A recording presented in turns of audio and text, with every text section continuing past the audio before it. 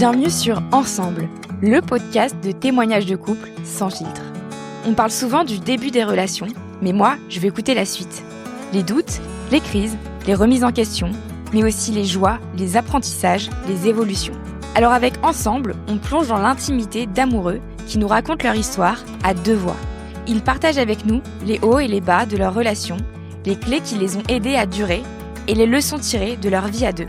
Ici, pas de couple goal, pas de recette magique, juste des récits vrais, inspirants et déculpabilisants.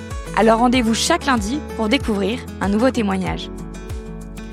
Quand on fait un bébé avec la personne qu'on aime, c'est comme si notre amour prenait chair.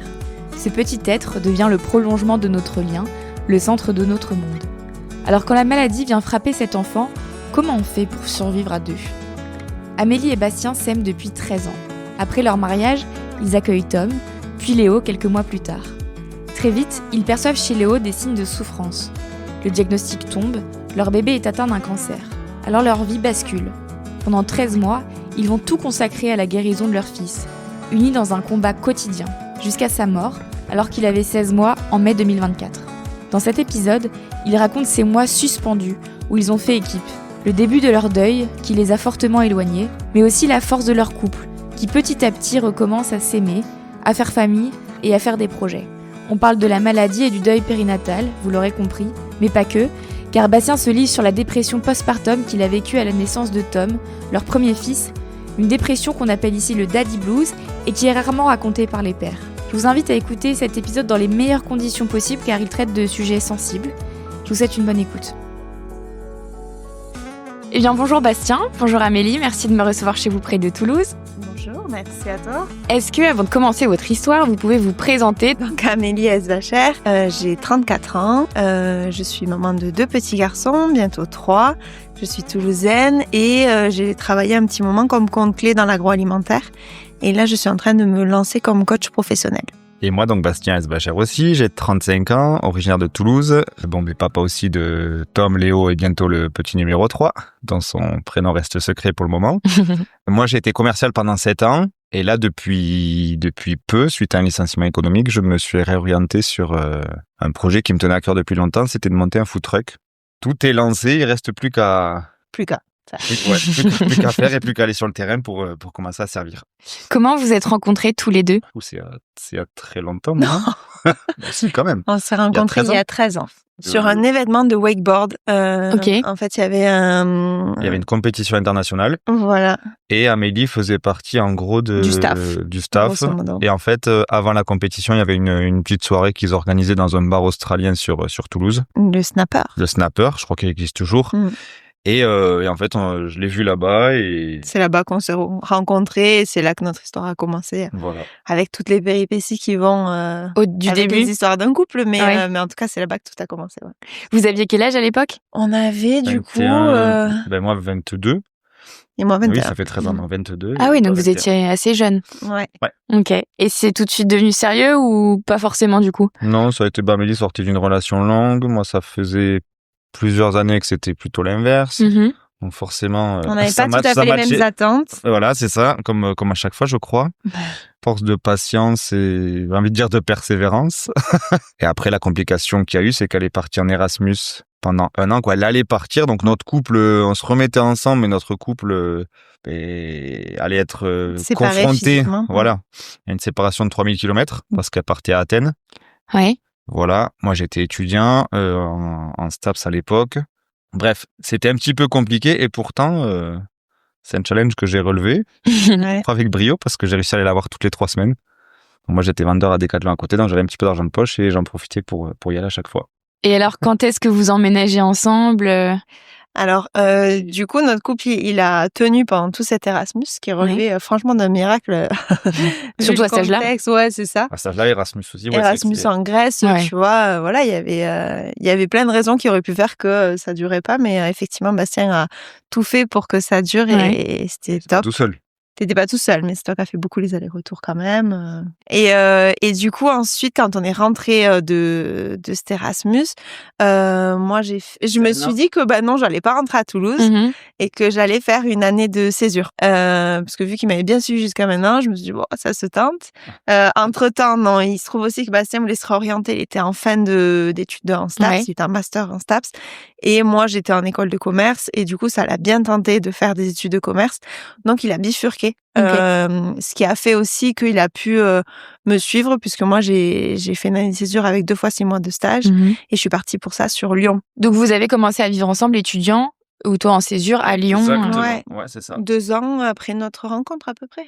Et puis vous vous mariez en 2019, du coup. Exactement. Ouais. Et après, tout de suite, vous avez envie d'avoir un bébé? Alors moi, j'avais même envie du bébé avant le mariage. On a discuté un petit peu déjà, mais c'est vrai que je pense Amélie, elle a eu vraiment le déclic, cette fameuse horloge biologique, qui s'est déclenchée, je crois, vers 27 ans à peu près. 2 ou 3 ans sur Lyon. Au retour de Lyon, quand on est rentré. Voilà. C'est vrai que le fait d'être auprès de la famille, tout ça, puis d'avoir mûri, d'avoir en fait une situation stable, parce que elle avait son un job. CDI à Lyon, et là, elle avait trouvé un autre CDI sur Toulouse, donc et toi, tout allait bien. Et moi, je débutais aussi dans la vie active, donc je pense que toutes les conditions étaient réunies. On achetait également, mais la priorité, c'était le mariage, parce qu'Amélie, je voulais pas d'enfant sans mariage. Sans le mariage. Ouais. Il m'a demandé un mariage en Grèce, du coup. Ok. Mais sur un voyage en Grèce, parce qu'on était rentrés depuis un petit moment. Et ensuite, on s'est mariés 1 an après. Donc, il m'a demandé fin 2018. On s'est mariés en septembre 2019. Ouais. Et tu tombes enceinte quand, alors? Et du coup, je suis tombée enceinte 1 an après le mariage. Ok.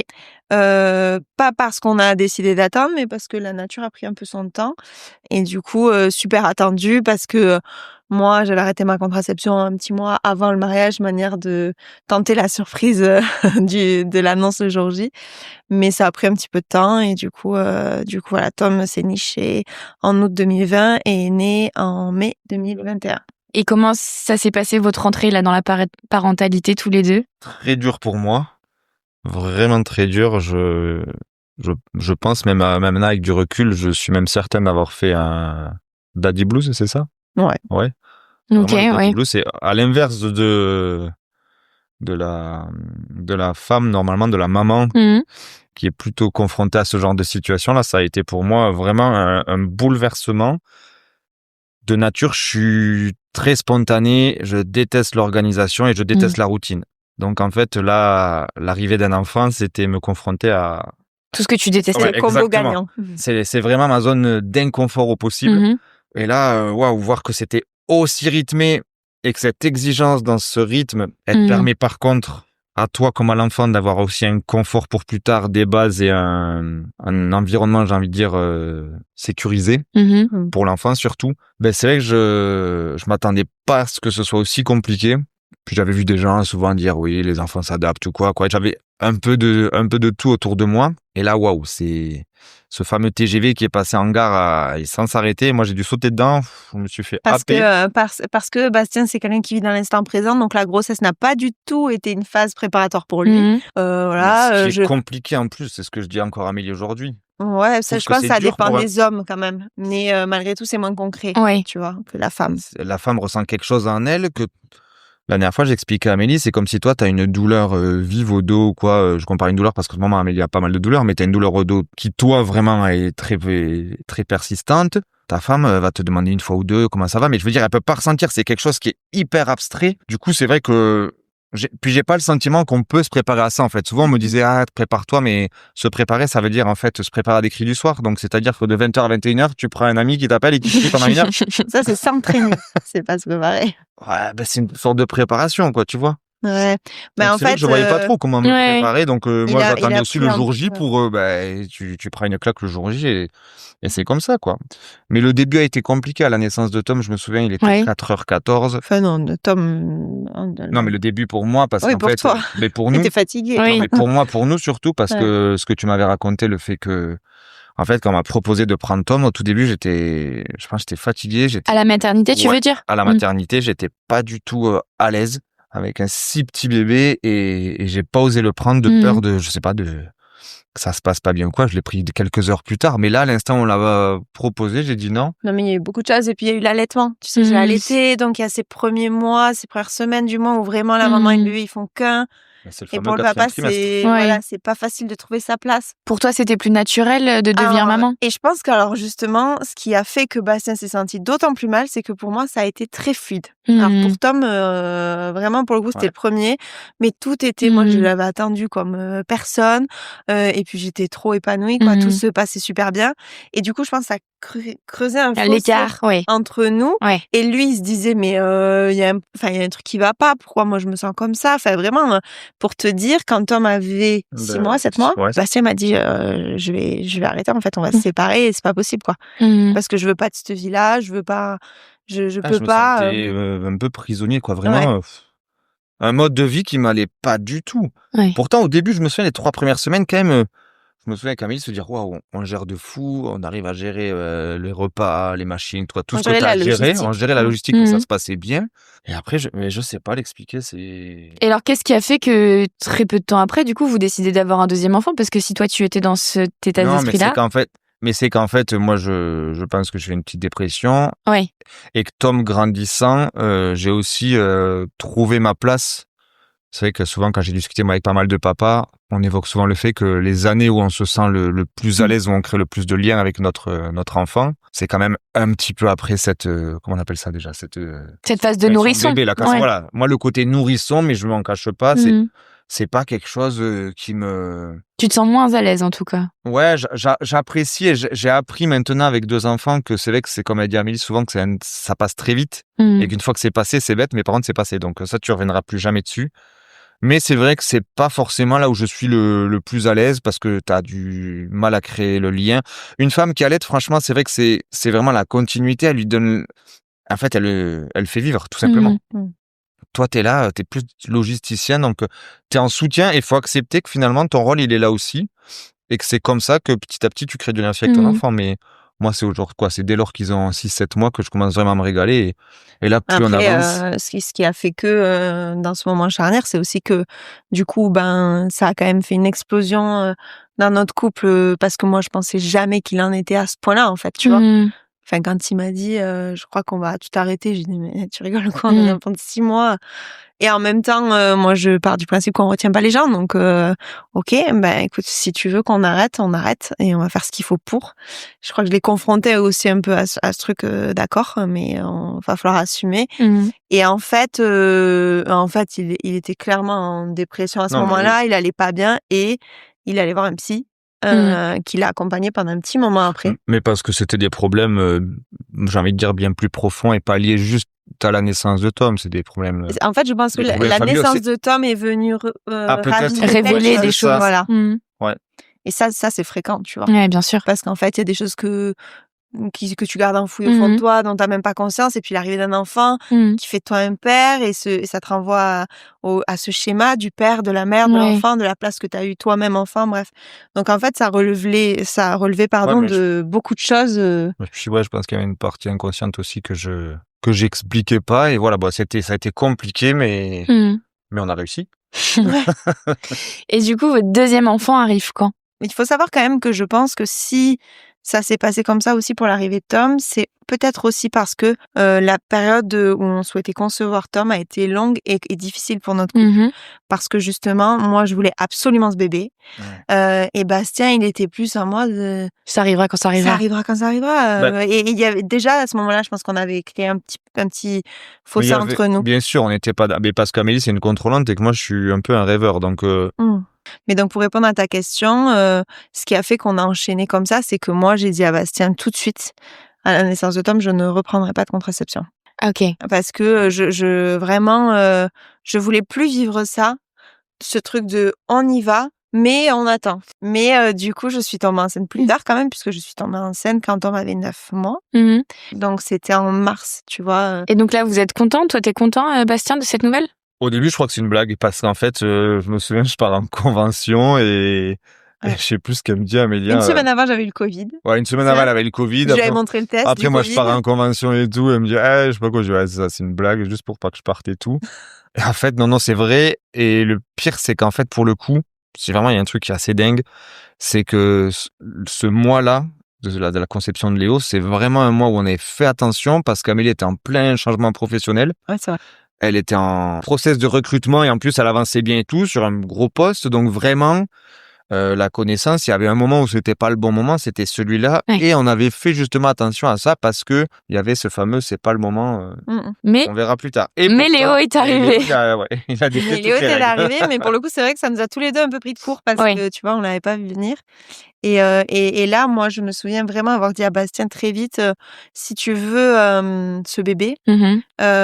on va aller ensemble voir une thérapeute de couple et discuter ce choix-là de manière vraiment consciente. Parce que si tu veux, avec tout ce qu'on venait de traverser, le fait que c'était compliqué avec le fait que il avait quand même remis en question notre couple, tu vois, après plusieurs années ensemble, après un mariage, enfin, je lui dis, je veux pas que, et d'autant plus avec ce truc de ce mois-ci, c'est non. Et puis boum, ça arrive ce mois-là. Et moi, j'ai eu besoin d'être sûre que le choix soit un choix. Tu voulais que la base du couple soit quand même solide avant Ouais. d'accueillir un autre enfant. C'est ça. Mhm. Et du coup, on a fait pas mal de rendez-vous, mais je sais qu'on est allé voir aussi une sage-femme. Non, ça allait vite. On a fait un rendez-vous de couple. Non, mais un rendez-vous de couple. Après, on a vu une autre personne aussi concernant. Ouais, une sage-femme qui faisait expliquait des rendez-vous comme ça pour. Mais c'était un peu psychologique, du coup. C'est un mélange je entre sais les plus deux. comment ça s'appelait, mais en gros, elle accueillait les couples pour parler d'un début de grossesse Ok. et de la volonté ou non de continuer la grossesse. Et il y avait surtout ce truc, c'est vrai que moi, que je sortais doucement la tête de l'eau. Et que là, très vite, en fait, j'allais replonger dans les couches, tout ça. Mais d'un côté, il y avait ce plaisir, moi, quand même, d'avoir 2 enfants rapprochés qui, du coup, puissent créer du lien entre eux. Et ça, c'est vrai que c'était important. Et je voyais que finalement, parce qu'Amélie, souvent, elle m'accompagnait là-dessus, ça a été un peu ma coach. Je pense que souvent, elle avait tendance à me dire, mais tu vois, regarde, les choses, elles avancent.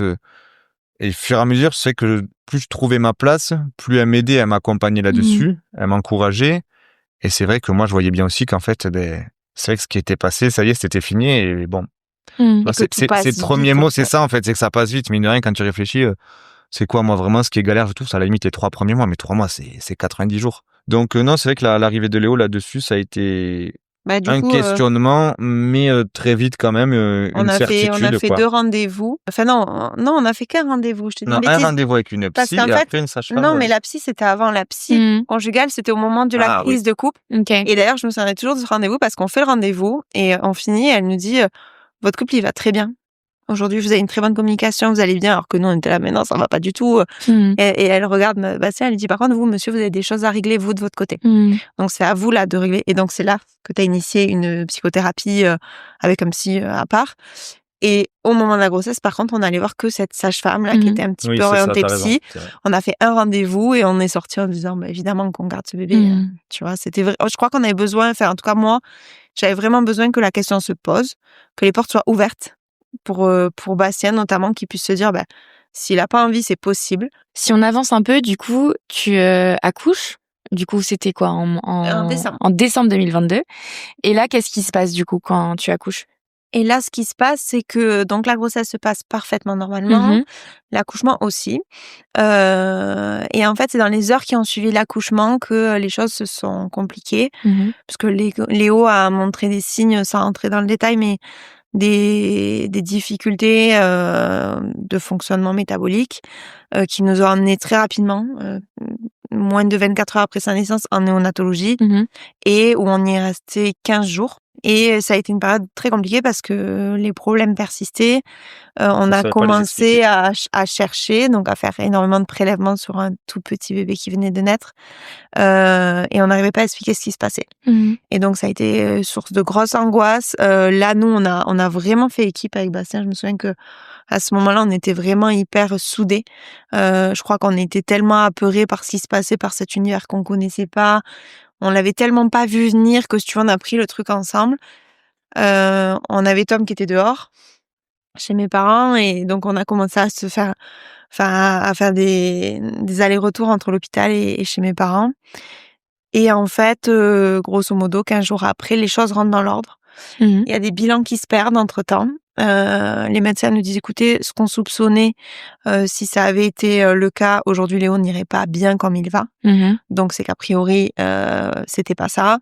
Vous avez un bébé qui va bien, c'était un problème de démarrage, vous pouvez rentrer à la maison. Il fait quand même une septicémie. Il avait fait une septicémie entre-temps. Donc, ils nous disent de rentrer, d'être prudent, et voilà, pendant quelques mois de rester un peu à huis clos, parce que voilà, il faut le protéger, là, il a été affaibli, et tout ira bien, c'est bon, mais là, protégez-le quand même le temps qu'il se remette. Et nous, on rentre à la maison un peu, tu vois, très reconnaissante de se dire que on est passé. Enfin, je me souviens vraiment du trajet retour de la mater où on s'est dit, tu te rends compte ce à côté de quoi on est passé. Enfin, au début, il nous a donné 2 maladies rares et voilà, avec des traitements à vie où ça complique. Ouais. Il pourra vivre, mais il y aura des médicaments à prendre tous les jours et il nous disait qu'il vivrait normalement, mais bon, on avait quand même conscience que si tu as un traitement tous les jours, tu vis pas forcément exactement comme tu pourrais si tu n'en avais pas. Puis on avait tout envisagé en réalité. On avait, tu vois. Ah oui, on a vraiment début, pensé on a eu à peur tout, qu'il quoi. meure, on a eu peur de plein de choses. Et donc là, tu repars et on te dit tout va bien. Donc, trop content. Ouais. Et puis, la seule chose à faire, c'est de rester à huis clos chez vous. Mais nous, Tom, il n'avait pas trop rencontré son frère encore. Donc on s'est dit, très bien. Puis moi, en plus, je bénéficiais de 2 mois de congé paternité parce que mon entreprise était bien en avance là-dessus. Donc, il y avait les 1 mois plus, je faisais cadeau au papa de 2 mois supplémentaires. Donc, franchement, on est rentré ici là, hyper heureux. Là, c'était impeccable. Ouais. On a vu du coup cette maison. Donc, on arrive avec Léo dans cette maison-là. Et on n'a pas du tout pris la même décharge que pour Tom, en tout cas pour Bastien, parce que si tu veux, déjà, on avait chacun son rôle. Il y avait Tom à s'occuper et il y avait Léo. Donc, il y avait un truc où Bastien, il y avait un fonctionnement familial qui nécessitait 2 adultes là. Et vu que toi, t'allaitais Léo, moi, il y a des choses que je ne pouvais pas faire dans tous les cas, je pouvais pas la remplacer. Et moi, gérais Tom Mais quel âge j'avais, Tom? 1 an et demi. Qui avait 1 an et demi, du coup, oui. Vous avez été une vraie team, là, à ce moment-là. Ouais. Oui. Ouais, et puis on était hyper heureux, on était dans les bonnes dispositions. Là. Moi, j'ai plus trop de souvenirs, par contre. Tu vois, c'est c'est passé vite. Cette période-là, en fait, ça a été en fait, ça a été l'espace de 2 mois. Une parenthèse enchantée, mais qui n'a pas duré hyper longtemps. Parce que très rapidement, du coup, Léo, il a eu des signes cliniques qui étaient un peu étranges, que moi, j'ai perçus d'abord parce que justement, je passais beaucoup de temps avec lui, qui ont fait que je me suis très vite beaucoup inquiétée. Et là, de nouveau, le couple a été mis à rude épreuve parce que moi, je sentais qu'il y avait un problème. Et Bastien se disait que j'étais un peu traumatisée aussi de ce qu'on avait vécu. Et que suite à ce qu'on avait vécu, que je le regardais de près. Et puis lui, il avait ce truc qu'on n'a plus malheureusement, mais de confiance aussi dans le personnel de santé. Et il arrêtait pas de me dire, je me souviens, non mais on nous aurait jamais laissé sortir s'il y avait des risques d'un truc là maintenant. Enfin, tu vois, on disait qu'il y avait rien. C'est pas comme si on nous avait dit, on fait attention. Donc toi, tu étais persuadée que ton bébé avait quelque chose de grave. Alors, c'est de venu, grave. On peut pas dire de grave, mais elle d'abord. voyait cliniquement, notamment au niveau des yeux, qu'il se passait quelque chose qui était assez anormal. Et je me souviens des fois qu'elle venait me voir, quand elle me disait mais viens voir, je venais, je voyais un petit peu. En gros, Léo, des fois, il avait les yeux, on dirait qu'ils essaient de monter, qu'ils descendent. Et ses yeux, ils bougeaient un peu comme s'ils bougeaient un peu tout seuls, qu'il n'arrivait pas trop à les contrôler. Bon, et moi, je me disais peut-être que, je sais pas, et au niveau de la vue, je sais qu'on entend parler du strabisme du nourrisson, que je me dis, il y a peut-être des trucs qui sont en train de se mettre un peu en place. Et puis en parallèle, moi, j'en parlais à des à côté de ça, il mangeait bien, quoi, je veux dire. Il grossissait bien. Et il voyait son pédiatre au rythme d'un nourrisson qui disait que tout allait bien. Pas de quoi, pour moi, s'alarmer, mais c'est vrai que ces mouvements oculaires ont été de plus en plus intenses. Et puis à un moment, il y a eu le strabisme, qui là, pour le coup, est devenu... problématique. Surtout pour le coup, on pouvait pas remettre en question ma parole. Ça se voyait. Énormément. C'est ça, exactement. Et très ça vite, s'intensifiait surtout. Quoi, voilà. On se parle je dirais que pendant 1 mois, on a été vraiment tranquille. Et encore que quand je regarde les vidéos que je prenais, très rapidement, tu vois, on est sorti de la mater en mi-janvier et fin janvier, je commençais les vidéos. Celles où on voyait ses yeux faire ses mouvements. Et puis, tu vois, le diagnostic. Donc, j'ai été entendue que fin mars. Et on a pu faire un scanner que le 11 avril 2023. Et là, vous rentrez, du coup, on va passer toutes les étapes. Et tu as fait un podcast sur la matrescence qui récapitule en 1h30 vraiment tout ce que vous avez vécu. Mais si on si on le résume, vous avez quand même vécu des mois, 1 an même, de soins intensifs, progressifs pour Léo, du coup. Là, on bascule dans l'univers de l'oncologie pédiatrique, puisque Léo avait un cancer. Et donc, on vit effectivement au rythme des traitements qui sont extrêmement lourds. Qui nous demandent d'être beaucoup à l'hôpital, à Toulouse, mais aussi à Paris, puisque Léo faisait ses chimiothérapies sur Paris toutes les 3 semaines à l'Institut Curie, avec un petit garçon qui a à peine 2 ans à la maison. C'est ça. Et donc là, effectivement, notre vie, là, elle a basculé pour le coup, et très vite. C'est-à-dire que tu vas faire ce scanner en le disant... 11 avril, le 12, il y avait déjà quoi, le 12, ça y est, on avait basculé. Ouais. Puis là, tout s'arrête. Enfin, il n'y a plus de Bastien, il n'y a plus d'Amélie. Il y a le papa de Léo, la maman de Léo. C'est ça. Un papa et une maman. Et Ouais. Le diagnostic, déjà, comment vous l'avez vécu chacun de votre côté? Parce que vous êtes ensemble quand on vous l'annonce, mais la manière de le prendre, de le vivre, ça a été différent. Vous avez pu rester une équipe là dans ce moment-là? Moi, je crois on est ensemble et en fait, on est porté un petit peu au début quand même par le personnel qui nous dit ce qu'on doit faire et on le fait, quoi. C'est tout. En fait, t'as un pilote automatique. T'as tellement de rendez-vous et tout, t'as ça, donc tu vas faire ça et tu le fais, t'as pas trop le temps de réfléchir, quoi. Des fois, juste, tu lèves la tête, tu dis, putain, mon enfant, il a un cancer, là. Il a une masse de 5 cm dans le cerveau, mais ton objectif, c'est qu'il vive. Donc, en fait, tu te dis, là, on n'a pas le temps, donc on fait ce qu'on nous demande et très vite, t'es plongé dedans, quoi. En fait, je dirais que, dans cette période-là, et pendant un bon moment, on oublie un peu l'individu. C'est-à-dire qu'il n'y a plus de notion de, voilà, comme je disais, Bastien, Amélie et Léo. C'est comme si tous les trois, on avait appris notre propre maladie et qu'on la vivait en étant en mode pilote automatique parce qu'en fait, c'est assommant, une nouvelle comme ça. Ça t'assomme. Il n'y a pas de notion de, tu vois, je sais même pas si on s'est serré dans les bras, je sais même pas. Tu vois, Tout à l'heure, t'as dit, à ce moment-là, il y a plus de Bastien, il y a plus d'Amélie, on est en pilote automatique. Ouais. Mais le couple, il est aussi plus là, ou vous arrivez quand même à... Le couple, il est plus là et en même temps, il est... C'est un couple parce qu'on est ensemble et qu'on est avec notre bébé, donc on reste un couple, mais... T'es une équipe, je dirais. Ouais. T'es vraiment en mode équipe, tu vois, parce que tu... En fait, il faut que tu sois fort quand l'autre est faible et faut que tu arrives à tenir quand l'autre s'écroule et arriver à switcher. Bon, ça, j'ai l'impression qu'assez naturellement, c'est comme ça que ça se passe quand il y a des familles que tu retrouves dans le service. Quand il y en a un qui est au plus bas, l'autre arrive à avoir la tête haute et inversement. Donc ça c'est naturellement. Mais au niveau de la tendresse, alors je parle même pas de sexualité parce que honnêtement, j'imagine que c'est impossible dans ces moments-là, même si, j'en sais rien, en fait. Non, c'est hors course. En fait, tu vois, je suis en train de réfléchir. Et tu vois, même les câlins, la tendresse, les petites attentions. Le temps que t'as déjà, t'essaies de dormir un peu quand on pouvait parce qu'on a... Ouais, enfin là, ça c'est pas le début, ça c'est après. Tu vois, le tout début, je pense que... des câlins comme ça, si, si, on a eu des petites attentions, on va y arriver, tu vas voir, t'inquiète pas, on va faire ce qu'il faut. T'es un peu là parce que t'as encore plein de ressources. Je veux dire, on vient de t'annoncer ça, mais tu veux te battre et t'as pas encore subi tous les aléas de la maladie et comment dire, toutes ces... En fait, t'es pas encore usé comme on peut l'être après dans le combat. Et si tu veux, je crois que, tu vois, quand je te dis on n'était plus un couple, c'est pas vrai parce que qu'est-ce qui définit un couple? C'est l'amour d'abord. Et l'amour, on l'a eu et on l'a eu même très fort parce qu'en fait là, on vient remettre en question la vie du fruit de ton amour. Tu vois, et c'est, Léo, c'est ni plus ni moins comme Tom que le fruit de notre amour. Et là, on venait menacer ce qu'on avait de plus cher tous les deux. C'est notre plus gros point commun, c'est nos enfants, tu vois. Et ça, pour le coup, je pense que c'est très flou pour nous parce que cette période est tellement difficile que ton cerveau, il fait en sorte de passer un certain nombre de moments sous silence. Pour autant, je pense que là, on avait encore beaucoup ce truc de se serrer, Au début, oui. On se donnait beaucoup la main, tu vois, ça, je me souviens, au contraire, je pense qu'on avait beaucoup de contacts. Mais déjà, on était tout le temps ensemble, quand même, contrairement à dans ce service où souvent, c'est un papa ou une maman, mais... Ah oui, vous aviez fait le choix que vous relayiez pas, mais que vous étiez... J'ai eu la chance aussi, grâce à mon entreprise, de bénéficier de dons de congés exceptionnels, donc j'ai pu... Mais tu les aurais pas et on aurait fait autrement.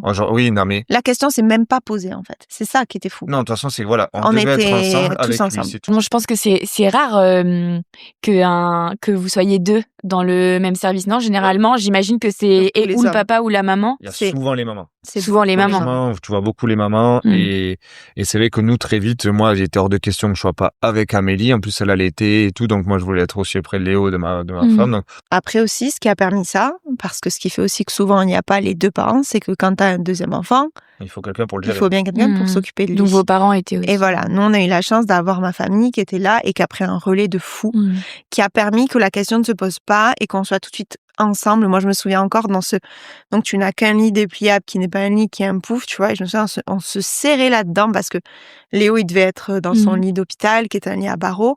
Et quand Léo dormait, c'était un bébé donc il dormait quand même beaucoup, tu vois. Et en fait ça nous faisait beaucoup de moments où à la fois on était là ensemble et en même temps tu sais, chacun cogite à ce qu'on vient d'entendre, dit t'as compris ça toi, et des fois ben non, pas du tout, et on était quand même, si on était carrément un couple en fait, hein. On dit qu'on était une équipe, mais pas seulement. On nous l'a tellement dit. En plus à l'hôpital, je veux dire, on a eu combien de fois des retours de vous êtes impressionnants à être tout le temps ensemble comme ça, c'est rare de voir des parents comme ça, parce que mais après c'est notre mode de fonctionnement, tu vois. Avec Bastien, on a toujours été, on en a pas parlé, mais on a que des amis communs. On passe très peu de moments. Oui, tout ce qu'on a toujours fait, on l'a quand on même partage souvent tout. fait ensemble. Vous êtes assez fusionnels. On est très fusionnels. Et je pense qu'on l'est un peu moins aujourd'hui parce que la vie, et que aussi on s'est rendu compte à un moment qu'un couple très fusionnel, c'est risqué aussi pour la liberté de chacun, etc. Mais tu vois, j'ai l'impression que là, à ce moment-là, on faisait plus qu'un, en fait, tu vois. C'est même pas, on n'était pas un couple, on était une personne. Après, quand même, vu qu'il y a eu la question de gérer Tom un petit peu et qu'il pouvait pas rester que chez ses grands-parents, et parce qu'il manifestait aussi le besoin de nous voir, donc c'est là qu'il a fallu qu'on trouve cette nouvelle organisation. Mais comme je disais tout à l'heure, donc au début, tu es plongé dans un univers, tu te laisses guider, t'écoutes, tu prends tes repères, et une fois que tu les trouves, que tu commences à comprendre un petit peu le fonctionnement, là, tu réfléchis à Tom, du coup, parce qu'il va falloir s'occuper de lui aussi et pas passer à côté de sa vie. Donc là, très vite, on a mis en place un roulement. Donc pendant très longtemps, j'ai géré les nuits toute seule, ce qui faisait aussi que Tom ne voyait jamais. En fait, au tout début, on voyait Tom ensemble. C'est-à-dire que ma mère venait à l'hôpital s'occuper de Léo et on allait voir Tom. Ou alors ma mère venait en bas, on confiait Léo à une dame qui s'occupait de lui dans le service, une oxy. Et on allait passer ces moments ensemble, ce qui était précieux aussi, tu vois, que Tom ait ses deux parents en Bien même sûr. temps, pas juste un. Mais ça, on s'est rendu compte que c'était très contraignant parce que ça demandait toujours quelqu'un qui venait s'occuper de Léo, puis on détestait laisser Léo. Donc on a commencé à faire des roulements en journée, donc où Bastien partait la journée, puis le lendemain c'était moi, et par contre c'était toujours moi qui faisais le soir. Jusqu'à un moment où, mais c'était bien 6 mois après le début du traitement, hein, ça a duré. Tu étais fatiguée aussi, tu avais besoin de faire Où des j'étais nuits. épuisée et où Tom a commencé à appeler ma mère maman, ce qui m'a vraiment, moi, mis une claque énorme parce qu'en fait, je me suis dit, en même temps, oui, il appelle maman la personne qui s'occupe le plus de lui, et là, c'était ma mère. Et moi, si tu veux, c'était hyper dur parce que j'avais l'impression de toujours devoir sacrifier un de mes enfants, tu vois.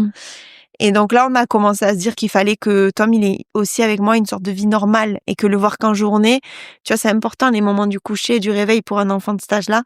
Et donc, on a mis en place les roulements journaliers avec la nuit. Et là, on a, après ça, toute la journée, on était quand même ensemble. Et en vrai, je trouve que il y a eu une forme d'étincelle qui s'est ravivée parce que, tu vois, on se retrouvait aussi.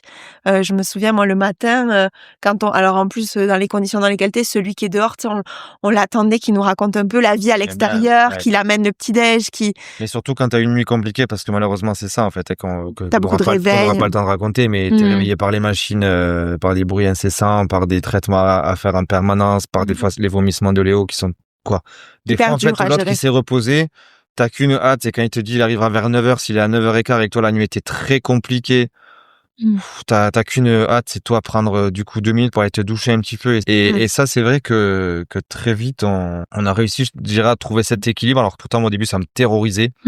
Parce que Amélie, c'est celle qui faisait les nuits. La première nuit, je me souviens, je dis non, mais vraiment, je me voyais... Je sais pas, j'avais l'impression de pas pouvoir réussir, de pas être à la hauteur, que s'il pleurait, j'allais pas réussir à le consoler ou quoi. Et du coup, mais parce qu'il y avait aussi une organisation très compliquée. Là, Amélie, il fallait qu'elle tire son lait. Je rentrerai pas dans les détails, mais c'était vraiment, vraiment, vraiment très anxiogène, très compliqué. Le personnel médical n'était pas forcément très aidant non plus. Bref, c'était après, très galère. je trouve que du coup, vu qu'il y avait beaucoup de galères, tu vois. Et on était obligé de se serrer un peu les coudes. On est seul contre le reste du monde. C'est ça. C'est ça, exactement. Tous les et même dans la phase du diagnostic, jusque dans les soins. Et là, faut te rendre compte qu'on se parle d'un couple qui se retrouve à vivre tous les jours dans une chambre de 10 mètres carrés, dans un hôpital, ensemble, tout le temps, tu vois. Et souvent, on en parle avec du recul, on se dit, tu te rends compte, quel couple survit à ça? Qu'est-ce qu'on a vécu? Et puis, plus de sujets de conversation en dehors de la maladie et de Tom, et donc que des sujets qui étaient pas faciles parce que la maladie, c'est extrêmement compliqué, et que Tom, on faisait comme on pouvait, mais on n'était pas hyper satisfait de la façon dont on gérait parce que on faisait ce qu'on pouvait, mais c'était pas optimal, tu vois. Et puis la maladie, dans ta perception de toi, de ce que dit un médecin, ce qui est dingue, c'est que à chaque fois qu'il y avait des points, on sortait de là et on comprenait pas toujours les mêmes choses. Donc c'est vrai que ça, c'est compliqué aussi Tu veux dire, toi, tu avais une certaine compréhension et Amélie moi, comprenait. Je me souviens d'un rendez-vous avec un professeur sur Paris où en gros, il demande à ce que Léo quitte la pièce. Parce qu'il a besoin de nous parler à huis clos, comme ça, juste à nous. Il nous dit, vous savez, ce qu'a Léo, c'est extrêmement grave. Moi, je crois que ce jour-là, je comprends qu'il nous annonce, en fait, sans nous le dire, mais qu'en fait, il nous prépare à quelque chose, c'est-à-dire, on n'arrivera pas à le soigner. Donc, quand il nous dit c'est extrêmement grave, alors que pourtant, j'en avais conscience, mais je sais pas. Et de prime abord, je me suis dit, en fait, c'est parce qu'on avait l'air joyeux, qu'on prenait la maladie du bon côté dans la mesure où on était convaincus qu'on y arriverait, que du coup, il s'est dit, attends, faut quand même que je leur rappelle que ce qu'il a, c'est un cancer. Mais moi, il m'avait quand même semé ce petit doute. Et je me souviens, 2 semaines après, on est ici un soir, on discute parce qu'on avait pu rentrer. Et là, ça pète un petit peu entre nous parce que je lui dis, mais Amélie, en fait, je crois que t'as pas bien compris ce qu'il nous dit. Léo n'arrivera pas à le soigner. Et là, je me souviens qu'elle se met à pleurer. C'est très compliqué. Je me suis surtout mise très en colère. On se dispute et qu'elle me dit, écoute, si tu n'y crois pas, en gros, elle voulait que des ondes positives dans la maison. Si tu n'y crois pas, ben, va-t'en. Mais là, c'est le combat et du coup, c'est ça que je veux dire qui est compliqué, c'est qu'en fait aussi dans l'annonce à chaque fois parce que même dans les traitements, dans les doses, dans plein de trucs, ils te disent des trucs, quoi. C'est pas du tout ton jargon médical, quoi. T'es pas dans le jargon médical. Et là, ils adaptent pas forcément plus leur discours. Donc entre toi, ce que t'as compris, ce que l'autre a compris, du coup après tu discutes avec d'autres parents. Et c'est vrai que ça, des fois, ça pouvait créer aussi quelques. Mais attention. Ouais. Moi, franchement, je vais te dire, je pense que on s'est rarement aussi peu disputé que pendant ces périodes. Non, mais c'était pas des disputes, mais c'est parce que tu vois, il y avait des incompréhensions et tout, mais si tu ramènes autant qu'on passait ensemble. En tout cas, tu vois, les disputes fondées sur rien n'existaient plus. Oui. Là, tu remets tout à niveau, j'imagine. Oui, mais dans un couple, ça pèse lourd ces disputes-là au quotidien, des trucs basés sur rien. Voilà. On les retrouve là, parce qu'on a retrouvé un quotidien, on les retrouve ces disputes. D'ailleurs, ce qui est fou, tu te dis, on n'a rien appris. Mais tu vois, pendant la maladie, tous ces sujets-là, puis bon, t'es dans une forme de pension complète à l'hôpital, là où en fait, la seule charge mentale que t'as qui est énorme, mais c'est les traitements. Mais par contre, le côté logistique de la vie, tu ne le gères plus. Oui, tu es logé, nourri, blanchi. Voilà, et tu ne pas blanchi, quand même pas. Mais en tout cas, voilà, c'est vrai que ça, il y a plus cet aspect-là. Et moi, j'ai trouvé que vraiment avec du recul, parce qu'encore une fois, quand t'es dedans, la question se posait même pas. Mais je trouve que vraiment, on est restés extrêmement soudés. Ça vous a soudés. Et amoureux. Enfin, tu vois, alors c'est sûr qu'on n'avait plus l'amour tel qu'on le connaît. Enfin, en fait, il y avait plus de virées en ville, il y avait plus de resto, il y avait plus de théâtre, il y avait plus de moments entre amis, il y avait très peu d'amis d'ailleurs. Si, il y avait les repas qu'on a toujours essayé de conserver.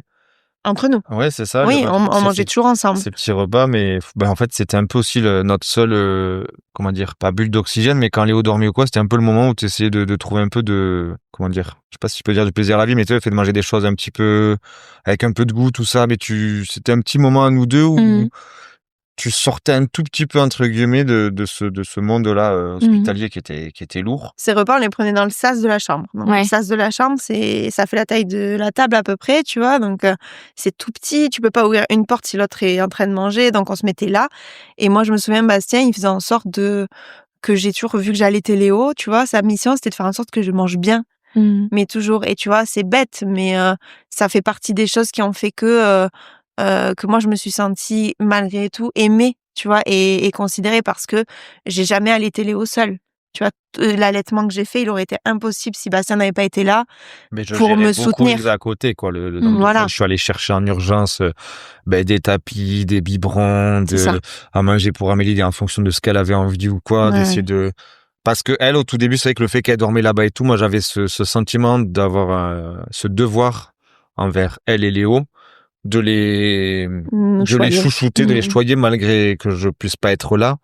Donc je faisais tout ce que je pouvais pour que lui il ait des jouets, pour qu'elle ait de quoi manger des choses, parce que mine de rien on s'en parle pas, mais tirer son lait avec l'épuisement qu'elle avait, c'était un exploit, c'était surhumain, et du coup fallait qu'elle ait. Puis c'était notre ligne conductrice à nous, parce que c'était Léo ne mangeait que ça. Exactement. Donc en fait Amélie, elle avait une pression aussi supplémentaire, et puis plusieurs fois elle a eu des baisses de lactation, donc c'était un peu la panique, parce que Léo c'était notre combat. Donc moi c'était c'est vrai que mon gros point de vigilance, c'était toujours son état j'ai envie de dire, de santé, pour être certain que la lactation soit bonne, et dès que ça allait pas, je savais ce qu'il fallait faire, parce qu'après on avait trouvé des solutions. Donc très vite. mettre en place ce qu'il fallait. Donc cette période de 1 an où vous êtes beaucoup à l'hôpital, dans les traitements, dans les allers-retours, en fait vous êtes plutôt hyper soudés, les disputes du quotidien sont parties. Et alors après, vous m'aviez dit quand vous avez préparé l'entretien que la période de la maladie avait été beaucoup plus facile finalement que la période du deuil. Ouais, pour le couple. Ensuite, assez vite, finalement, à l'espace de quelques semaines, alors qu'on vous avait dit que ça s'était plus ou moins stabilisé, que vous étiez dans des traitements, en fait, on vous apprend que là, il y a quelques jours, quelques semaines à vivre pour votre bébé. Donc, on fait ces traitements. Il y a une période où on part à Paris tous les 4 avec Tom et Léo pour des traitements là-bas pendant 6 semaines. C'est la dernière phase de traitement qu'il y a eu pour Léo, où on retrouve une famille, là. Tu vois, on sort de ce côté, soit Bastien, soit moi avec Tom, soit tous les deux. On est partis tous les 4 ensemble. Voilà, on est partis ensemble et là on refonde. Alors c'est vraiment un quotidien très particulier, parce que Léo était anesthésié tous les matins sous anesthésie générale, c'était lourd et tout ça, mais on retrouve notre famille, tu vois. Et vraiment, je me souviens, à la fois c'est dur, parce que on n'est pas chez nous, les traitements sont lourds et tout, et en même temps on se dit quel bonheur d'être tous ensemble. Et on était collés, je me souviens, dans cet appart, on se déplaçait à 4, tu vois, où qu'on aille, on était à 4 dans la chambre, à 4 dans la cuisine. On était un peu loin maintenant de la dernière chimiothérapie haute dose qu'avait eu Léo, et du coup, lui, il retrouvait aussi la protonthérapie qu'il avait tous les matins, ça le fatiguait un petit peu, mais je veux dire, il se développait après parfaiement normalement. C'était un bébé normal. Et voilà, on commençait la diversification alimentaire, Tom, du coup, créait du lien avec son frère, nous, on avait nos enfants, en fait, c'est la première fois de notre vie, et ça a duré 2 mois à peu près, 1 mois et demi, quoi. Mais où vraiment on avait le sentiment que voilà, en fait c'est la vie qu'on aurait dû avoir, c'était celle-là. Donc là on est encore à Paris, et c'est quand on rentre de Paris que là vraiment les médecins nous disent on a 3 à 6 mois pendant lesquels on est tranquille. Et ça, celui qui nous dit, c'est ce même médecin qui avait toujours eu des discours assez alarmants. Donc, tu vois, quand lui te dit ça, tu te dis c'est bon. Moi je l'appelais Pessimus. Tu vois, et Pessimus nous dit que ça va aller. Donc tu dis que ça va aller. Et en fait, on rentre ici et là vraiment c'est la lune de miel. C'est-à-dire que on rentre dans le sud, chez nous, dans notre maison qu'on avait tellement pas. On n'avait pas profité. On l'avait habité, tu vois, elle était vide cette maison. On faisait des allers-retours. Enfin, elle était froide. Et là, on arrive tous les 4 avec toute cette énergie, ces enfants qui crient comme des enfants. Nous et puis cet espoir en fait, tu vois, de se dire ok, ça y est. C'est derrière nous. C'est ça. Ouais, tu vois, on adore le sport, on commence à pouvoir aller chacun recourir un peu, on va faire des courses avec les deux, tu vois, dans les poussettes, et on se dit, mais c'est la vie qu'on aurait dû avoir depuis le début, et on se dit, on va l'avoir. On la retrouve, ça y est. Et on a gagné, tu vois, on commence à se dire, on a gagné ce combat, en tout cas, la première manche, c'était la plus dure, etc. Et en fait, je dirais 3 semaines après, notre retour de Paris, là, Léo, il commence à montrer des signes de maladie. D'abord de maladies qui n'ont rien à voir avec sa pathologie. Mais bon, si tu veux, plus les jours passent et plus chacun de notre côté, sans vraiment trop le dire, à ce moment-là, on réalise qu'il y a un truc qui va pas. Et que c'est pas juste ni une otite ni un rhume, tu vois. Et là, il y a des gros moments de down qui sont pas simultanés. Je me souviens de Bastien un jour, parce que du coup, Léo redormait beaucoup. Et un des symptômes de Léo au tout début, c'est qu'il dormait beaucoup. Et moi, je me rappelle être dans le jardin en train d'essayer de rendre cette maison un peu plus à notre goût. Et je lève la tête et je vois ses volets fermés, mais toute l'après-midi, quoi. Et je me dis, c'est pas possible, il a pas dormi autant, quoi. Et là, ouais, j'ai eu tu m'as dit, un sentiment que... Tu m'as dit, il y a un problème, il dort trop, il y a un problème, j'en suis sûre, etc. Les pédiatres, là, ils nous disent un peu ce qu'on nous a dit au début, c'est-à-dire, vous avez été très secoués, lui aussi. Léo, c'est un bébé qui a été immunodéprimé toute sa vie par les traitements. Laissez-le récupérer, en fait. Et puis, tu vois, il y a une forme de logique là-dedans. Tu dis, oui, en même temps... Oui, sauf qu'en fait, quand il dormait plus que de raison, quoi. Mais même dans son attitude, il y a plein de choses qu'il faisait. Il riait moins, il était fatigué, on le voyait, bref. Et en gros, il y a eu une semaine en particulier où on montait sur Paris pour faire un contrôle.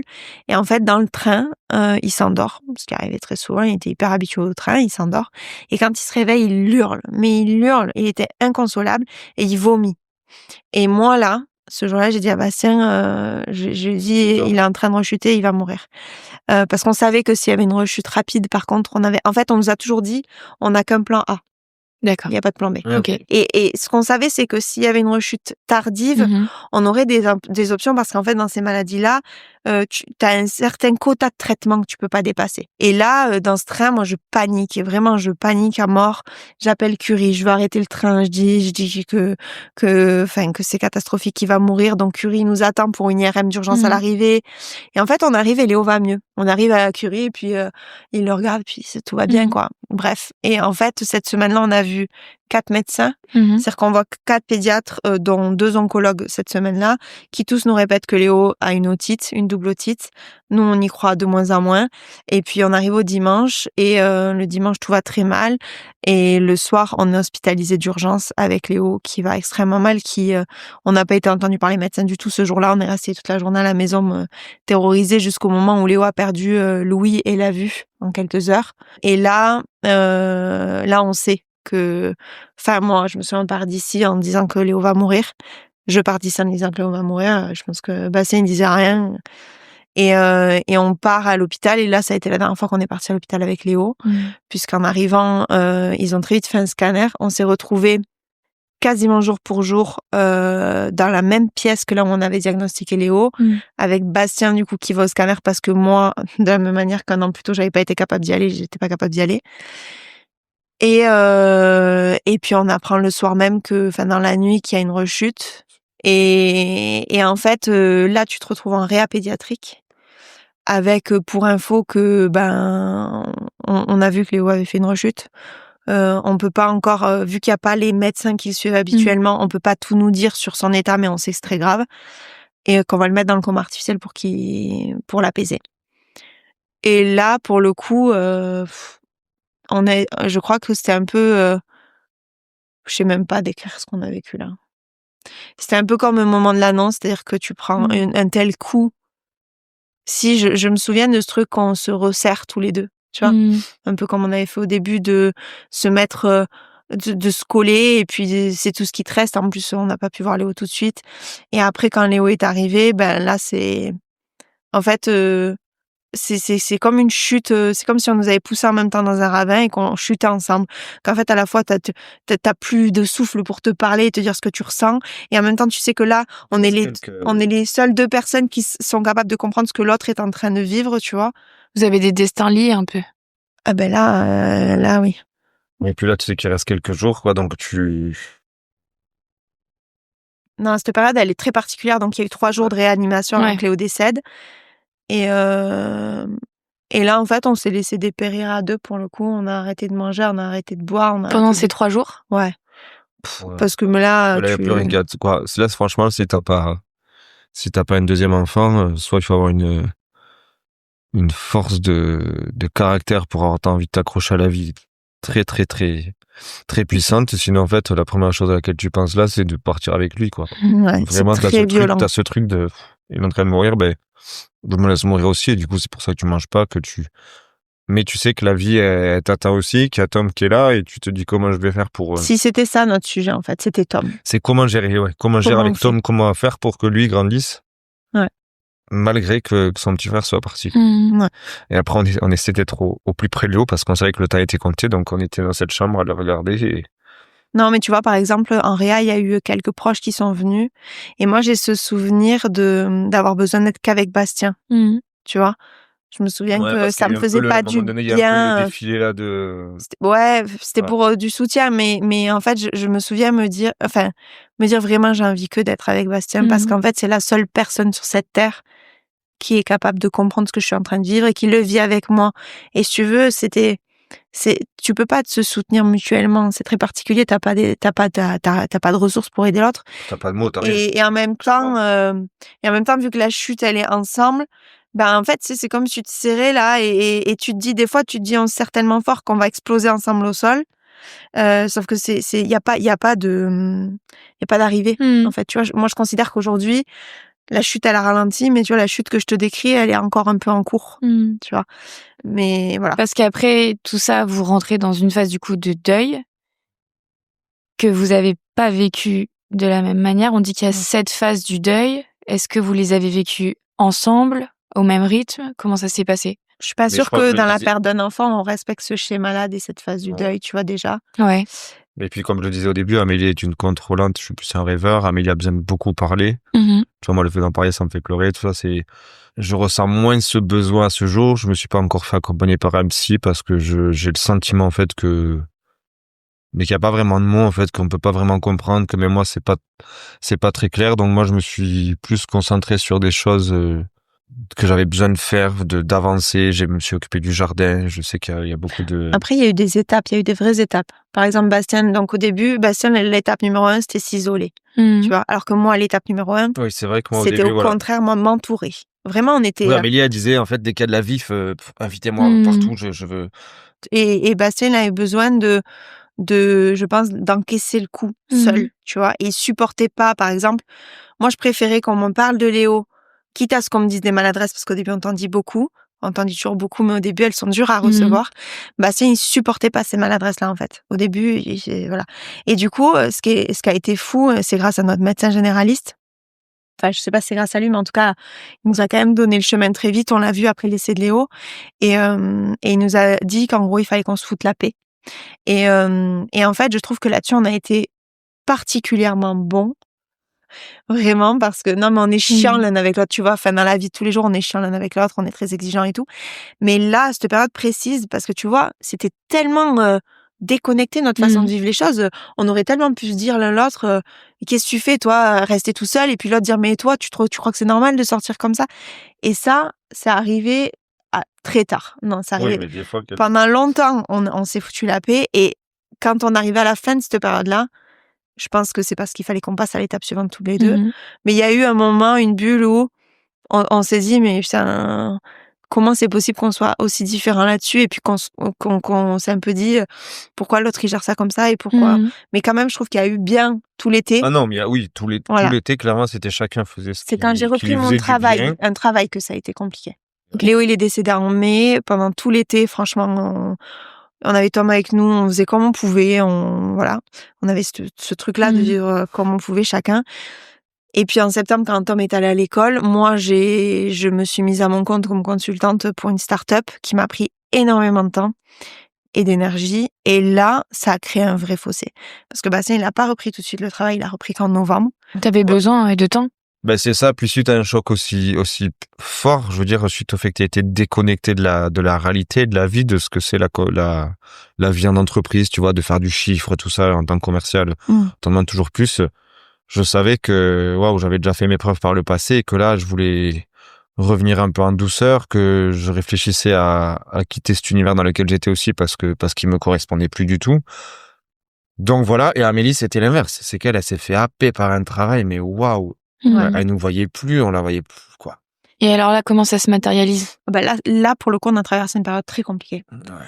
Parce que au tout début, Bastien a beaucoup compensé, c'est-à-dire que il a compris le fait que moi, je retourne au travail et pas lui, et que donc ça crée un décalage énorme. Mais j'avais le sentiment aussi qu'elle avait besoin de ça. En fait, c'est récemment qu'on a rediscuté, on me dit non mais pas du tout. Et moi, j'avais le sentiment qu'elle se noyait dans le travail. Pour oublier. Ouais, alors que c'est pas du tout ça. En fait, je me suis noyée dans le travail parce que déjà, c'était extrêmement dur de retravailler, en fait. Enfin, tu vois, tout. Moi, quand tu perds un enfant et quand tu vis la maladie, ton cerveau, il laisse quelques plumes, quoi. Tu vois, enfin, vraiment, c'était dur. Donc, si tu veux, des tâches qui avant m'auraient pris quelques minutes me prenaient plusieurs heures. Tu perds la mémoire sur beaucoup de choses. On avait des gros problèmes de mémoire, voilà. Et si tu quelque chose, tu l'oublies, quoi. C'est super compliqué. Et moi, je suis arrivée dans une start-up qui était en plein boom et qui clairement n'avait pas le temps pour mes pertes de mémoire, tu vois. Et du coup, j'essayais puis ça me renvoyait un truc d'échec aussi qui était hyper dur parce que je me disais, j'ai vécu tout ça et là, j'arrive pas à bosser, quoi. Surtout que tu avais des gros postes et quand la charge de travail, elle savait la gérer et que là, elle se retrouvait avec quelque chose un peu équivalent dans un nouvel univers, mais bon, qui était à sa portée. Vos disputes, du coup, enfin, comment tu vois, la distance s'est créée, ça concernait quoi? À un moment donné, je m'énerve parce que je lui dis. Pas tout de suite. Au début, je la laisse faire vraiment. Il m'a bien laissé. C'est quand t'as repris le travail et que du coup, on travaillait tous les deux et qu'il s'est rendu compte que lui, il pouvait travailler et avoir une vie. Mais ce qu'on s'est toujours promis, ça aussi. Hein. Voilà. On s'est toujours dit, on ne vit pas pour travailler, on travaille pour vivre. Donc, je veux dire, l'équilibre était fondamental. Amélie, dès lors qu'elle a eu des métiers où elle rentrait après 18h30 et qu'elle pouvait pas voir ses enfants ou quoi, c'était une de vos valeurs, en tout cas. Vous aviez posé ça. On a essayé de trouver une solution. Donc, c'est vrai que moi, au début, je me suis dit, bon, elle est un peu happée par ça. Comme vous avez dit, notre médecin traitant, faut lui la paix. Donc, elle est dedans, c'est son truc. C'est nouveau pour elle aussi, je comprends. Après, je te manifestais quand même le fait que c'était dur. Je veux dire, tu voyais bien que je prenais pas de Ouais, mais plaisir à être elle là-dedans, disait que tu vois. c'était dur, mais elle pouvait bosser de 7h du matin à minuit et demi. Et elle prenait à peine une pause déjeuner, quoi. Je veux dire, moi, des fois, je rentrais, il y en avait partout parce que elle s'était fait à manger entre midi et deux, mais Donc en fait, ça revenait sur des disputes un peu du quotidien, quoi. C'était pas tant le truc de qui des fait trucs, quoi. C'était pas, il me reprochait pas de pas faire les tâches ménagères, franchement, et tout ça. Il me reprochait de pas être là. de nous oublier Et puis de nous surtout oublier que, avec Tom. Quand voilà, je et dis puis ça, surtout c'est- qu'on s'était transformé en Dès qu'on était à table, c'était souvent, ah, bah, attends, là, j'ai un message, fallait que je réponde. Et je dis, oui, mais là, le moment, En fait, je faisais tout ce qu'on s'était promis de jamais faire, Mm. alors même que on venait de traverser une épreuve qui aurait dû encore plus nous faire nous dire que on referait plus jamais ça. Et puis il était tellement dit, tu vois. Et moi, en fait, j'ai déraillé, si tu veux, dans ce truc-là. Je me sentais nulle partout. Je me sentais effectivement pas présente à la maison, pas au niveau au travail. J'avais l'impression de perdre beaucoup de temps parce que justement, vraiment, j'avais perdu des facultés cognitives, vraiment. Pas de manière définitive, mais j'avais perdu des facultés cognitives. C'est-à-dire que si je passais 1 heure à parler avec quelqu'un, il y avait de grandes chances que j'oublie 90% de ce qu'il me disait. J'écrivais tout.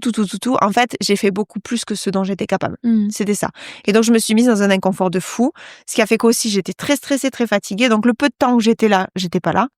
Et Bastien, si tu veux, ce qu'il m'a reproché à un moment, c'est pas du tout de pas faire ce que j'avais à faire, c'est d'être absente. Et surtout il dans un moment comprenait pas. où le couple avait été si absent Ouais. et où potentiellement vous aviez aussi besoin de vous retrouver tous les deux. Vous avez fait comment pour vous retrouver justement? En fait, on a réussi avec des petites choses. On dit, mais c'est le mardi soir. Voilà, le mardi soir, on confie Tom à mes parents et tous les mardis soirs, on se faisait une petite soirée tous les deux. Et Puis après, quand même, quand t'as un peu plus repris aussi le travail, quand j'ai repris ça m'a obligée à amener Tom à l'école. En fait, il a eu besoin que je reprenne un peu ma place là, donc je l'ai fait. Ça n'a pas été évident. Et puis après, je dirais que, donc tu vois, j'ai commencé ce boulot vers octobre-novembre. À partir de février, j'ai embauché des gens. Ça a permis de désamorcer un peu ici. Il y a ça. Moi, allait je sais mieux. aussi que dans ma boîte, j'avais du coup un licenciement économique. Donc déjà, j'avais ce truc cette charge en moins de me dire, OK, qu'est-ce que je vais faire? Donc là, en fait, le licenciement est tombé. J'avais ce projet de food truck depuis plusieurs années. Donc là, finalement, moi, ça me rassurait un petit peu sur ce que j'allais pouvoir faire. Amélie commençait doucement À me détacher. à se détacher. Donc en fait, moi, je me détachais un petit peu du travail aussi parce que, voilà, c'était un peu la fin. Et moi, je pense que ce qui nous a vraiment sauvés, alors déjà en février, j'ai offert à Bastien pour son anniversaire un voyage en Grèce C'était mes 30 qui nous a fait beaucoup de bien parce qu'on est parti avec Tom, avec son papa aussi. Et tu vois, là, j'ai coupé pendant cette semaine en Grèce. C'était la première fois que je coupais depuis novembre. Mais c'est la première fois que je crois que ça te faisait du bien aussi de Ouais, souffler. Elle en avait vraiment besoin. Parce qu'il y a eu ça, et un peu plus tard, après, quand elle a tout arrêté, on est parti une semaine en Corse. Moi, j'ai le sentiment, maintenant avec du recul un peu, qu'elle était pas loin du burn-out, quoi. Parce que je te dis, au niveau des fonctions cognitives, t'es limité par ce choc-là que t'as eu. Donc c'est très compliqué. Amélie en plus, c'est une battante, et le fait de pas réussir à faire certaines choses, je pense au niveau professionnel, Ça me frustrait ça à l'a mort. frustrée. Donc en fait, elle faisait 2 fois plus d'efforts pour y arriver. Puis je me sentais au niveau nulle part. Ouais. Et ça, c'est terrible dans le couple. Je crois que ce qui fait souvent qu'un couple vacille, c'est quand il y en a un des deux qui va mal. Tu vois, et toi, tu te sentais mal. Et là, moi, j'allais très mal.